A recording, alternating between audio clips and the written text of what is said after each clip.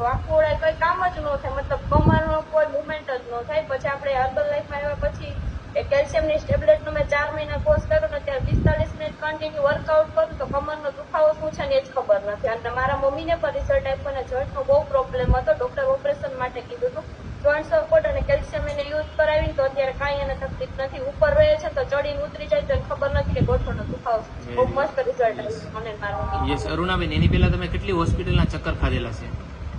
Sir શિયાળામાં તો continue હોસ્પિટલના ધક્કા જ ખાવાના, કેમ કે ગાદી ઉપર તો જોવો એટલે કઈ કામ થાય નહીં અને દુખાવો બહુ જ થાય. એટલે ઘણી બધી ફાઇલ પણ કરાવી, એક્સરે પણ કરાવી, પણ જ્યાં સુધી દવા ચાલુ હોય ત્યાં સુધી એમને સારું થઈ જાય. દવા બંધ થાય એટલે પાછું દુખાવો બીજો મારો ક્વેશ્ચન છે તમને, કે ઈ જયારે દવા પીતા ત્યારે તમારા બોડીમાં વજન મેન્ટેન રહેતું હતું, વજન વધી જતું હતું?